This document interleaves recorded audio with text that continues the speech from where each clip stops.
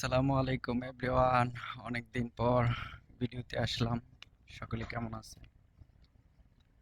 আশা করি সকলে ভালো আছেন। আপনাদের জন্য মাঝে মধ্যেই ভিডিও করার ইচ্ছা করে, বাট কোরিয়াতে কাজের চাপের কারণে আসলে মোবাইল ফোন ততটা ইউজই করা হয় না।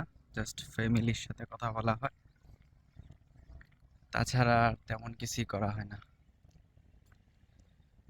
একটা কথা বলার জন্য ভিডিওতে আসলাম, সেটা হচ্ছে যারা কুমিল্লাবাসী এবং কিশোরগঞ্জবাসী তাদের জন্য একটি ছোট্ট সুখবর। সেটা হচ্ছে আপনারা যারা কোরিয়াতে আসতে চান,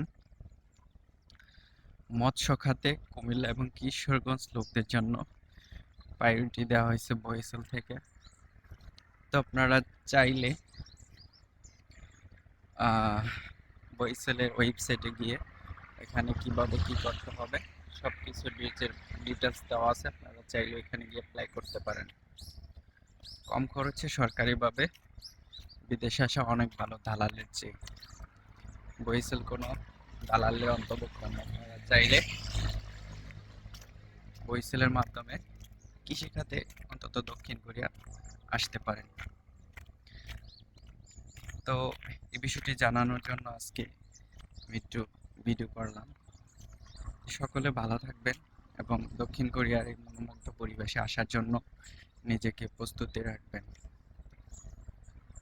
অবশ্যই কৃষি বিষয়ে আসতে হলে আপনাকে অবশ্যই ফিট থেকে আসতে হবে, ফিট থাকতে হবে। তো কৃষি বিষয়ে অনেকটা কাজ অনেক কঠিন হয়, বাহিরে ঠান্ডা থাকে, রোদ থাকে।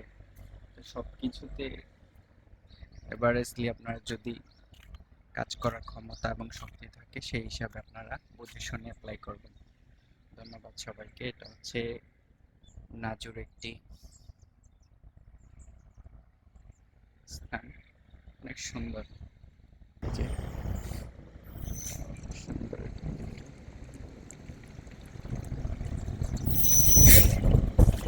বাস যায়। ধন্যবাদ সবাইকে। আবার কোনো এক পরবর্তী ভিডিওতে দেখা হবে ইনশাল্লাহ।